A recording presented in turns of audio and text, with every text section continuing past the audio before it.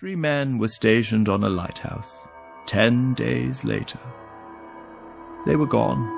No bodies were ever found, no signs of struggle, no record of what happened. The light had gone out.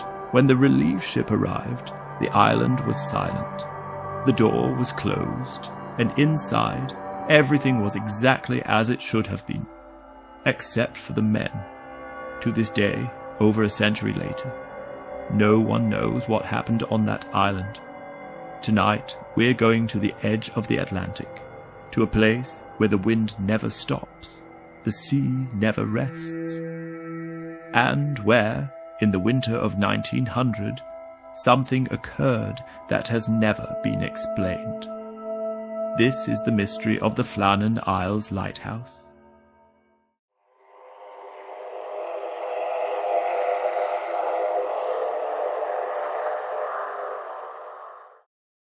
In the winter of 1900, far beyond the western edge of Scotland, where the Atlantic stretches cold and unbroken into darkness, a small and desolate group of islands stood alone against the sea. They were known as the Flannan Isles, 7 jagged outcrops of rock rising sharply from deep and restless waters, their cliffs worn by centuries of wind and storm. No trees took root there, no shelter endured for long, and no permanent habitation had ever truly taken hold. Only seabirds circled endlessly overhead, their cries thin against the vastness, while the wind moved across the stone in long hollow breaths, as though the islands themselves exhaled into the emptiness. It was a place removed from the world, not only in distance, but in feeling. A place where sound seemed to fade too quickly, where the horizon pressed close, and where the boundary between land and sea felt uncertain. Sailors knew the islands well enough to mark them on their charts, yet few lingered in thought upon them. They passed by, watched the rocks from a distance, and continued on. There was nothing there to welcome a man, and nothing to persuade him to stay. On the largest of these islands, Eilean, a lighthouse had been built. It stood high above the ocean, its pale tower rising stark against the shifting sky, its lantern casting a beam across one of the most dangerous stretches of water in Britain. Beneath it, hidden beneath the dark surface of the Atlantic, lay reefs sharp enough to tear open the hull of a ship without warning. For those who sailed these waters, the lighthouse was not a comfort, but a necessity, a fixed point in an otherwise uncertain world, a warning that marked the boundary between safety and ruin. Completed in 1899, the lighthouse was new, solid, and engineered with confidence. It had been built to endure the violence of the Atlantic, to stand firm against wind and wave alike, and to serve as a constant presence in a place where nothing else remained constant. Yet within a year of its operation, something would occur there that would leave no clear answer, no final explanation, and no trace of those involved. 3 men were stationed at the lighthouse in December of 1900. James Ducat, the principal keeper, was a man of experience and quiet authority. Years in the lighthouse service had shaped him into someone who understood both the demands of the work and the weight of isolation. He was regarded as steady, dependable, and composed, a man who could be trusted to carry out his duties without hesitation. Thomas Marshall, the second assistant, was precise and methodical. He kept the logs with care, recording weather conditions, maintenance tasks, and daily observations in neat and controlled handwriting. His work reflected a mind that relied on order, on routine, on the certainty that came from repetition. The third man, Donald MacArthur, was not a permanent keeper, but a replacement brought in during a period of rotation. A former sailor, he was physically strong and accustomed to harsh conditions, though less experienced in the rigid routines of lighthouse life.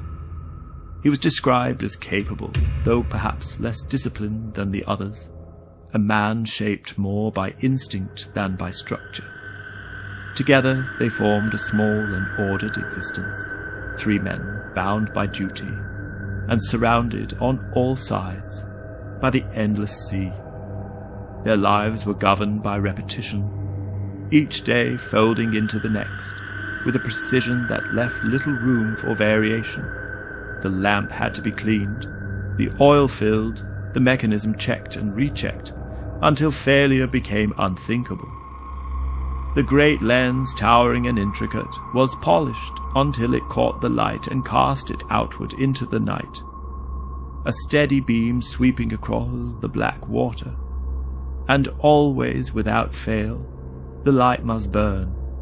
Outside, the work continued without pause. Ropes were secured against the wind, supply boxes checked and anchored, the crane inspected, iron fittings tightened against the slow corrosion of salt and spray. Everything exposed to the elements was under constant assault, and everything required attention. It was work that could not be neglected, not even for a moment, because the sea did not forgive neglect, and always one man was required to remain inside. It was a rule that existed for a reason, one that every keeper understood. Beyond the walls of the lighthouse there was no safety. The cliffs fell away without warning. The rocks were slick and treacherous, and the sea, even in its calmest moments, carried a quiet and patient violence that could rise without warning and take a man before he had time to react. Days passed in steady rhythm. Night followed day, the beam turned endlessly, and the wind spoke across the stone. The men endured, as others had endured before them, their lives shaped by routine and defined by isolation. Yet over time, something began to change. Not in any way that could be easily measured, not in any line of the logbook, but in the spaces between things, in the pauses, in the silences, in the subtle shifts that occur when men are left too long, with nothing but the sea and their own thoughts. The island had a way of pressing inward. The constant sound of the ocean, at first a kind of background presence, began to take on a different quality. It was no longer simply noise, but something continuous, something that filled every moment, every space, until it became impossible to ignore. There were nights when the wind did not howl, but whispered, moving across the rock in low and uneven tones that seemed almost deliberate.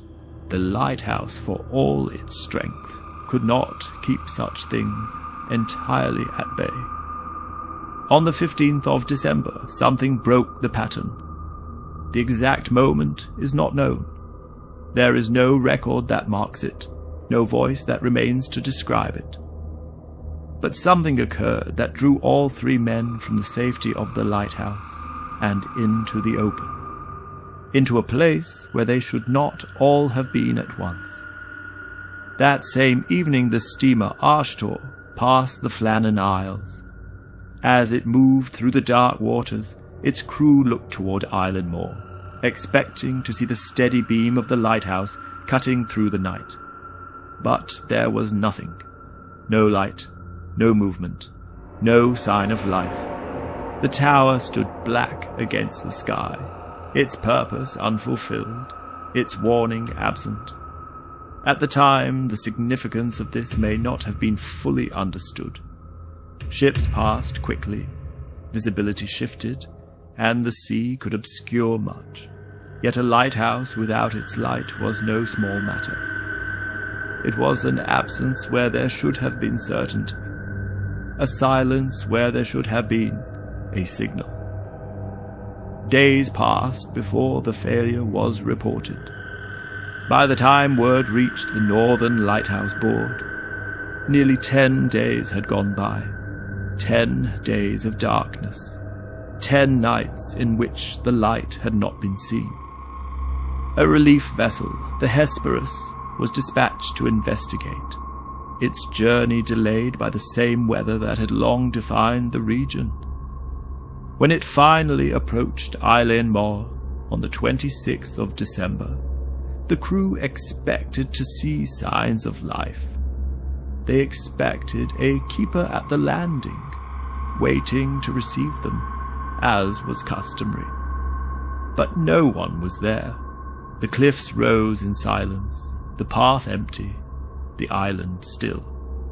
Captain James Harvey watched from the deck, scanning the heights for movement, for any indication that the men within the lighthouse were aware of their arrival.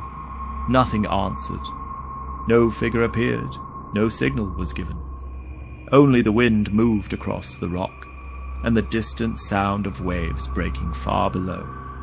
A boat was lowered, and Joseph Moore, the relief keeper, made his way ashore. As he climbed the narrow path toward the lighthouse, he would later speak of a feeling that came over him, something he could not fully explain. It was not fear, not at first, but a sense of stillness that did not belong. The kind of silence that follows after something has already happened. He reached the door. It was closed. He knocked. No answer came. He called out, his voice carried away by the wind. Still nothing. He opened the door and stepped inside. The air within was still, unnaturally so. The lamp had been prepared, the oil filled, the mechanism ready. Everything suggested that duty had been carried out, that nothing had been neglected. But the men were not there. In the kitchen, a chair lay overturned. The table was set as though a meal had been interrupted. A clock had stopped. Time itself seemed to have faltered. Moore searched the lighthouse from top to bottom. The sleeping quarters showed signs of recent use, the beds unmade, the rooms otherwise undisturbed. Near the entrance hung the oilskins, 2 missing, 1 left behind. At least one of the men had gone outside without proper protection. There was no sign of struggle, no sign of violence, no indication of what had occurred, only absence. Outside, the search revealed something more. At the western landing, evidence of immense force had been left behind. A supply box had been smashed, iron railings bent, a crane displaced, and rocks shifted from their positions.